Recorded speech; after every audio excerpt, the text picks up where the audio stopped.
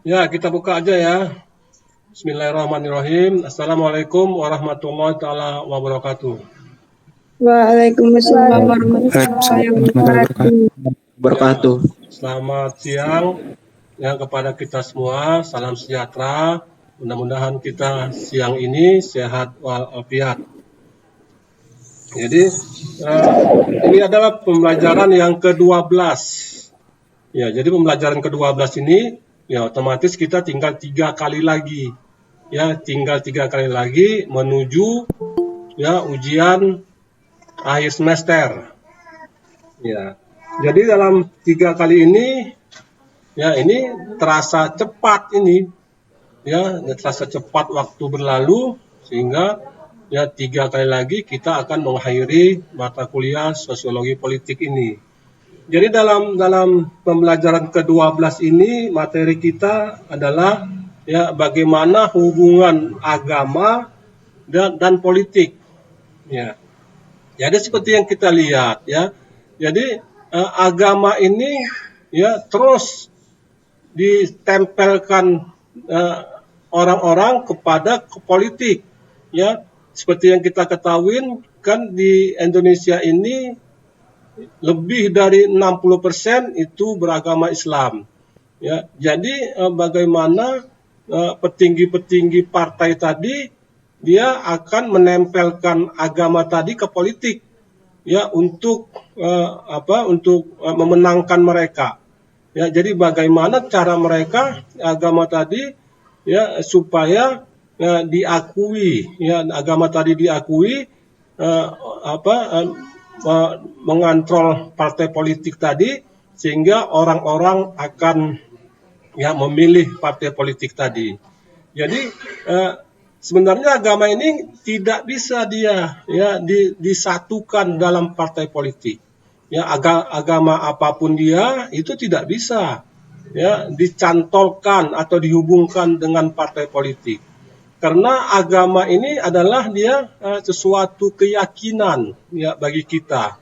Ya, keyakinan bagi kita, sedangkan partai dengan keyakinan itu agama itu ada ya batasan-batasannya. Ya, tidak semua ya perbuatan kita itu sah-sah saja semuanya, menghalalkan segala cara. Ya, itulah agama, tidak bisa seperti itu. Tetapi di partai politik dia menghalalkan segala cara. Ya, bagaimana partai politik tadi ya menyangkut-nyangkutkan agama tadi sehingga ya orang-orang akan memilihkan partai politik tersebut. Ya, jadi seperti yang kita ketahui sebelumnya kan partai politik tadi dia sah semuanya, menghalalkan segala cara. Sedangkan di agama kan tidak bisa seperti itu. Ya, agama itu ada aturan-aturannya. Ya, ada pembatasan-pembatasannya. Ada yang halal dan ada yang haram. Tetapi di partai politik ya tidak, ya semuanya halal. Ya, itu jadi agama ya dibuat sebagai cantolan dari partai politik tadi. Ya, bagaimana seperti yang kita lihat ya bagaimana politik kita itu ya berusaha mendekati ulama-ulama kita, ya berusaha mempengaruhi ulama-ulama kita sehingga nanti ulama-ulama tersebut akan mempromosikan ya partai politik tersebut kepada umatnya. Ya, jadi banyak partai politik itu berusaha bagaimana agama itu ya dapat dipengaruhi dan masuk ya kepada partai politik. Jadi ya kalau misalnya agama dimasukkan ke partai politik itu jelas bertentangan, ya tidak bisa agama dicantolkan ke partai politik. Jadi dari zaman dulu, ya dari zaman dulu juga agama seperti itu. Nasakom itu kan tahun 65 itu kan partai komunis. Ya, itu ada nasional agama komunis. Nah, disatukan dalam partai politik. ya waktu zaman Soekarno dulu. Nah, sehingga waktu itu ya Nasakom tadi dia majunya sebentar dan akhirnya redup dan bubar terus. Ya, jadi tidak bisa disatukan antara agama tadi ke partai politik. Tetapi bisa orang-orang partai politik itu berusaha bagaimana merangkul agama-agama tertentu untuk mensampot ya partai politik tadi, sehingga partai politik tadi ya akan dapat pemilih-pemilih dari orang-orang ustadz-ustadz ataupun pendeta-pendeta dalam agama tersebut. Dan inilah jeleknya kita, ya inilah jeleknya partai politik kita. Ya, bagaimana kita melihat dulu, ya bagaimana face to face ya di pilkada DKI itu kan dimasukkan dia, ya politiknya disusupi oleh agama. Ya, disitulah apanya. Sedangkan seperti kita ketahui, ya partai politik ini sah, halal semua cara. Yang penting berkuasa. Seperti saya katakan tadi, tidak dalam agama tidak seperti itu. Ada pembatasan-pembatasannya, ada halal dan haramnya dalam agama. Jadi tidak bisa dicampurkan antara partai politik dan agama. Kalau kita dengan mudah kita lihat misalnya air dengan minyak, itu kan nggak bisa disatukan. Ya tetap aja dia mengambang, minyaknya mengambang, ya tidak bisa bercampur dia ya antara air dan minyak tadi. Dan hal-hal tersebutlah. Tapi kita partai politik tadi berusaha terus, ya waktu berusaha terus agar agama-agama ini ya dapat sampai mereka pengaruhi, ya. Jadi kalau misalnya dia Muslim, ya bagaimana ustadz-ustadz tadi dipengaruhi oleh partai agama. Kalau dia Kristiani, bagaimana pendeta-pendeta tadi dipengaruhi, ya sehingga mereka ikut ke dalam partai politik tadi. Ya, jadi jelasnya intinya adalah tidak bisa disamakan, dicampurkan antara minyak dan air, antara partai politik dan agama. Tetapi kita lihat ya ekspos agama ini ya terus berkembang, ya bagaimana kita melihat ya contoh kasat mata kita adalah waktu pilkada DKI Jakarta, ya agama itu ditarik masuk dalam partai politik.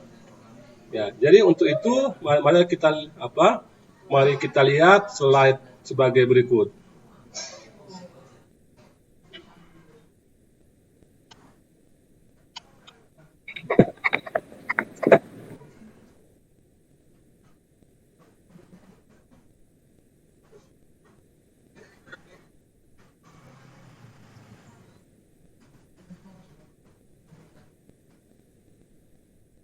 Ya. Jadi zaman Orde Baru itu Indonesia bukan negara sekuler dan bukan negara teokrasi. Pengelolaan pemerintahan tidak didasarkan pada agama tertentu. Jadi zaman Orde Baru itu ya kita bukan agama tertentu ya pemerintahan. Ya seperti yang kita ketahui dalam mukaddimah undang-undang itu menyatakan bahwa Indonesia ini ya bukan berdasarkan agama. Ya, jadi kita mempunyai agama yang pluralistik, ya banyak agama-agama di Indonesia ini. Jadi itu waktu zaman Orde Baru itu ya pengelolaan tidak yang didasarkan pada agama tertentu. Jadi secara ini Indonesia tidak memisahkan secara tajam antara agama dan negara. Ya walaupun Indonesia waktu zaman Orde Baru itu tidak didasarkan pada agama, tetapi ya kita tidak memisahkan ya antara agama dan negara. Ya. Kemudian pada titik tertentu relasi antar negara dan agama ada titik singgung ya Departemen Agama. Jadi dalam pembentukan Departemen Agama itu ya itu bukan agama Islam saja yang diadopsi di situ. Tetapi semua agama-agama yang ada diakui di Indonesia ini itu dimasukkan ke dalam Departemen Agama. Jadi yang selama ini kita lihat Departemen Agama itu ya citranya Muslim, ya enggak juga. kalau kita lihat sampai ke dalam, bahwa Departemen Agama itu bukan milik agama Islam, tetapi secara plural ada di dalam Departemen Agama tersebut. Pasca Orde Baru, politik aliran 50-an muncul kembali. Itu ditandai dengan munculnya parpol-parpol yang berbasis agama, demokratisasi. Jadi waktu zaman Orde Baru muncul partai-partai agama dengan harapan nantinya mereka berbasis agama dan berbasis Islam tadi itu akan berkuasa dalam pilkada-pilkada. Jadi contohnya waktu zaman Orde Baru itu banyak partai-partai agama bermunculan. Konstruksi negara demokratis liberal pada dasarnya merupakan bagian dari proses modernisasi, pemisahan antara negara dan agama. Jadi sebenarnya negara itu harus dipisahkan antara agama dan negara. Mana yang agama dan mana yang negara. Jadi negara itu adalah mencerminkan semua agama, semua secara pluralistik. Semua agama ada di dalam negara. Kalau dalam agama tadi, agama masing-masing kepercayaan kita. Bagaimana agama Islam, bagaimana Kristen, Kristiani, kemudian Hindu dan sebagainya. Kemudian liberal demokrasi, jika ada titik singgung antara negara dan agama, di negara demokrasi liberal. Jadi harus kita pisahkan, harus dipisahkan antara agama dan negara. Itu juga sama juga tidak bisa dicantol-cantolkan atau dihubung-hubungkan antara agama dan negara. Clearport KZ, politik aliran santri, Masyumi, kemudian PNI dan PKI, parpol bercorak Islam, P3, PKB, PBB, PKS, Partai Masyumi, dan sebagainya. Adanya modernisasi, ternyata agama dan politik tidak berjalan linier. Modernisasi tidak berarti adanya penanggalan agama di dalam kehidupan seseorang maupun kelompok. Jadi walaupun dia agama tadi dimasukkan untuk memodernisasi juga tidak berjalan.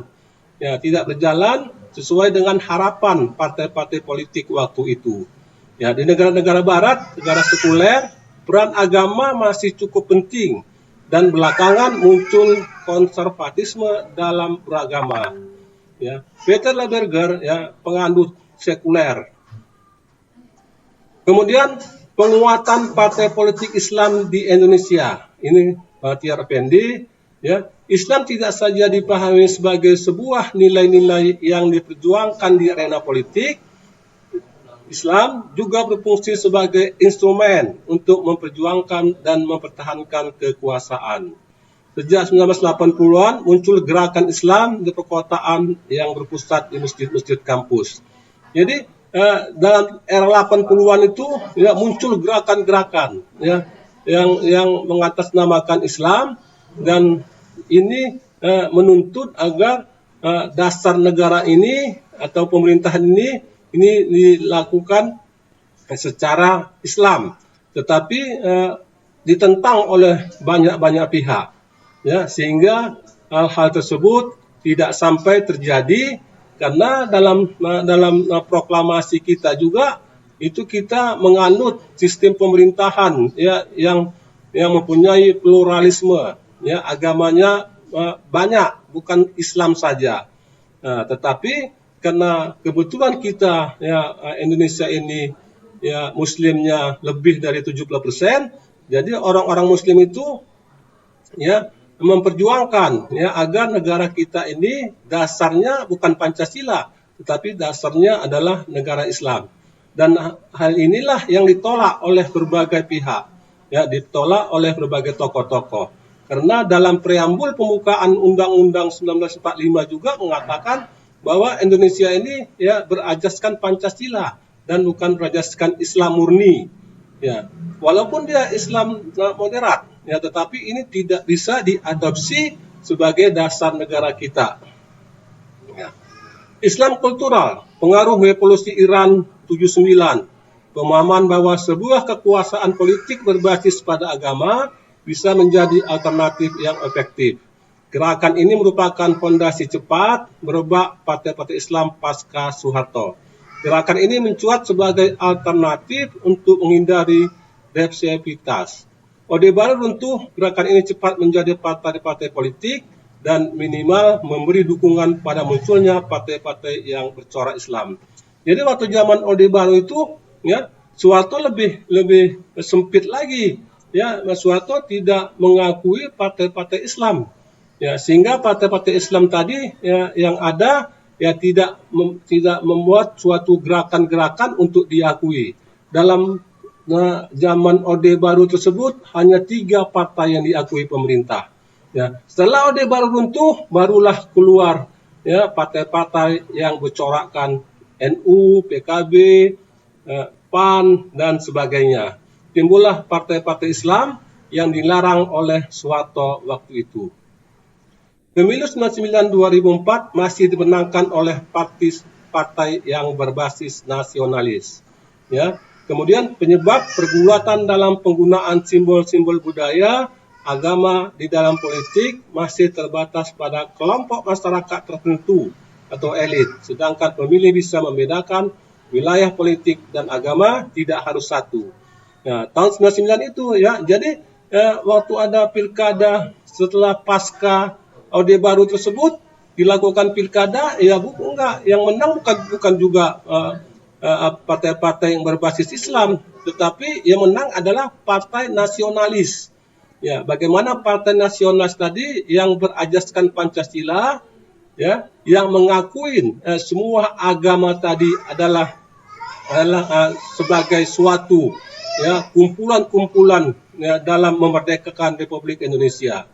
Ya, kemudian penyebabnya pergulatan dalam penggunaan simbol-simbol budaya agama tadi ya juga tidak terkelihatan. Ya, pemilih-pemilih kita ini walaupun dia beragama tertentu menolak ya partai-partai yang berbasis Islam, walaupun partai-partai tersebut ya menjanjikan ya kemudahan-kemudahan terhadap sesuatu agama.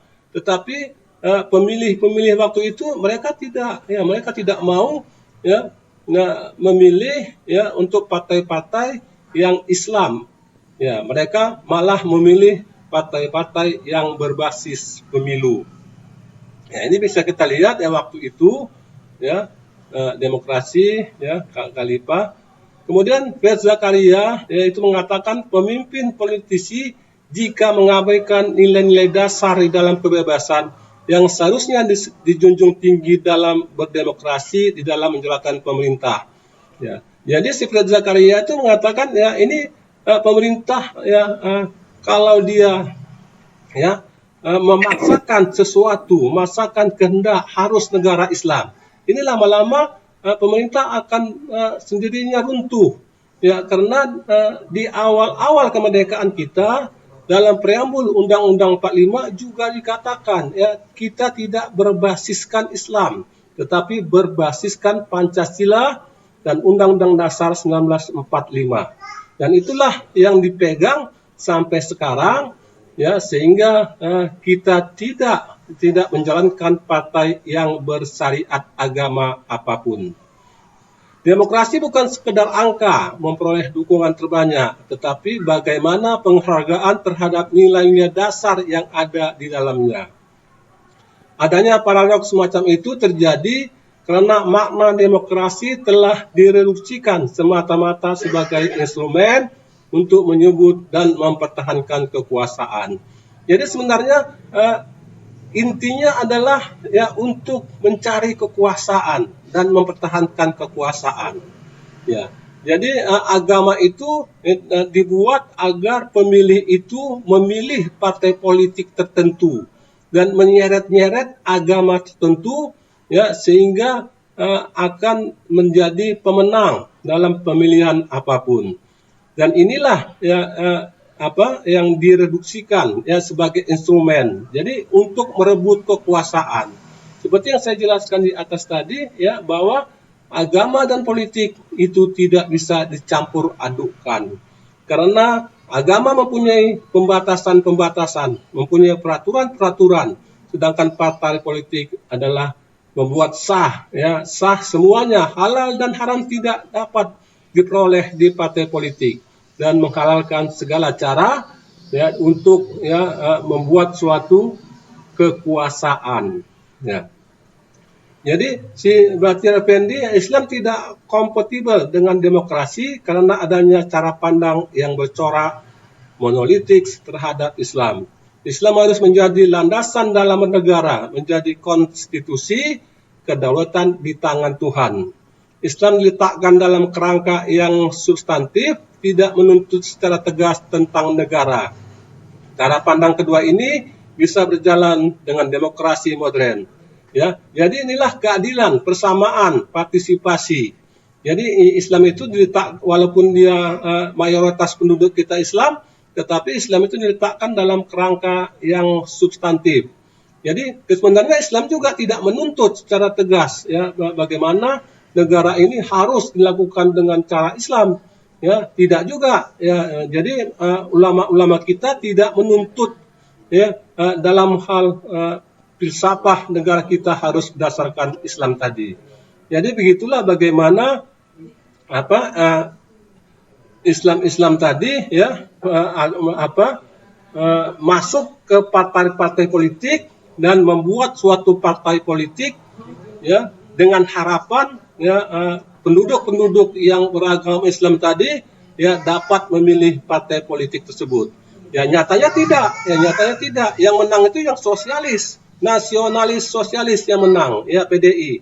Itu yang menang. Ya, jadi bisa dibayangkan, ya, bagaimana kita masyarakat menolak hukum syariat Islam ditegakkan di Indonesia ini. Ya, buktinya apa? Ya, buktinya tidak ada kemenangan, ya, tidak ada partai-partai politik itu yang menang mutlak. Ya, seperti yang kita lihat, ya, periode ini kemarin yang menang nasionalis. Ya, jadi kita berpikir kita kembali ke preambul Undang-Undang 45 itu yang menyatakan bahwa negara Indonesia ini didirikan berdasarkan, ya, ketuhanan yang Maha Esa. Itulah yang kita junjung tinggi Pancasila tadi dengan alinea pertama. Ya, jadi di situ tidak menyebutkan negara kita ini, ya, berdasarkan syariat agama Islam, tidak. Ya. Tapi banyak orang-orang tokoh-tokoh, ya, menyeret-nyeret agama untuk masuk berpolitik. Ya, ini kita sebentar lagi pilkada, ya, juga demikian, diseret-seret, ya, agama tadi masuk ke partai politik. Ya, itulah yang tapi buktinya, ya, tidak satu pun, ya, peserta partai politik yang berajaskan Islam menang mutlak. Itu tidak kita peroleh, ya, untuk saat ini. Oke, itulah materi kita. Silakan yang ingin bertanya. Pak, izin Pak, mau bertanya Pak. Ya, siapa? Rizko. Ya. Pak, kan partai-partai kan. Ya, Rizko, ya. Ya, oke, Rizko. Kan Pak, partai-partai kan banyak. Kalau sekarang itu kan Pak. Iya. Jadi pertanyaan saya, siapa yang mendonasikan partai meskipun dia tidak dipilih Pak, dia tidak juara, tapi partai itu masih tetap berdiri? Dia siapa yang mendonasikan uangnya supaya dia tetap berdiri gitu Pak? Ya, terima kasih. Ya, jadi pendirian partai politik ini kan bebas saja. Siapapun bisa mendirikan partai politik. Ya, Rizko juga bisa mendirikan partai politik. Jadi tidak ada hambatan-hambatan apapun dalam partai politik tadi. Ya, dia bisa bubar, ya, dia bisa juga timbul lagi, ya, dan biasanya partai-partai politik ini, ya, subur dia di masa pilkada, ya, mau dekat-dekat pilkada, maka terbentuklah partai-partai politik. Tetapi setelah pilkada biasanya, ya, bubar semua partai-partai politik tersebut. Apalagi partai-partai politik yang tidak terpilih, ya, dalam pilkada pemilih tersebut, ya, dengan sendirinya bubar. Kalau ditanya, ya, siapa donaturnya? Ya, bisa saja orang-orang patung-patungan, ya, kita patungan. Di sini kita patungan, berapa orang kita dirikan partai, ya, partai Unpad, ya, bisa saja, ya. Ya, kita cari orang-orang simpatisan kita, ya, untuk mendukung kita, untuk memberi donatur pada kita, ya, bisa saja.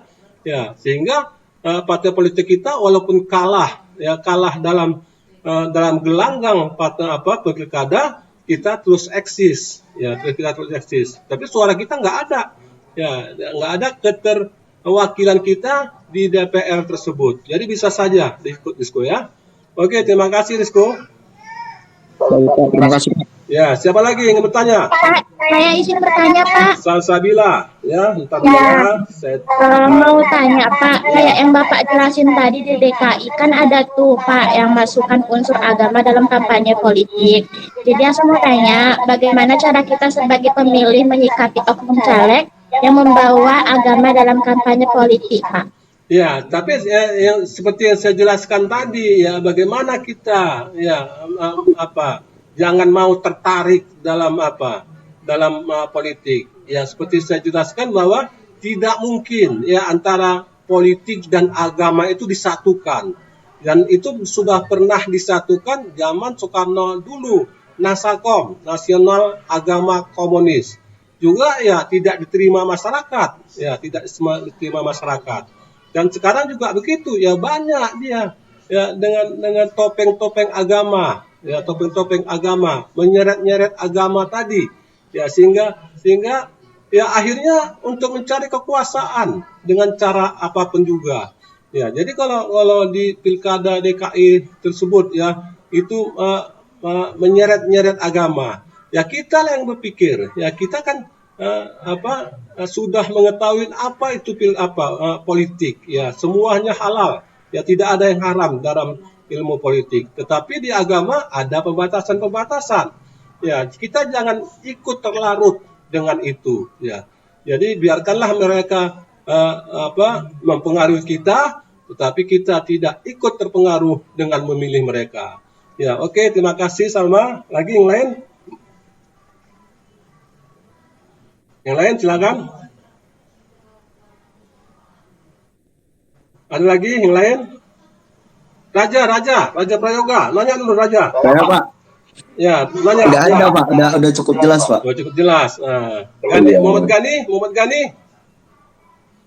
Saya Pak. Udah cukup. Kamu nggak cukup jelas. Satu aja. Gani, biar saya catat nama kamu sini. Muhammad Gani, kamu belum pernah nanya ini. Udah sekali ya. Udah pernah kamu tanya ya sekali ya. Ada lagi yang tanyakan? Saya, Pak. Anissa Irfani. Oke, Anissa, silakan. Saya mau nanya peran partai politik dalam negara demokrasi itu, Pak. Ya. Jadi bagaimana peran partai politik dalam demokrasi? Ya, kita kan di sini dalam demokrasi ini kan berbagai bermunculan partai-partai politik. Ya. Jadi kalau partai-partai politik itu untuk apa bermunculan? Ya, untuk intinya kan untuk mencari kekuasaan.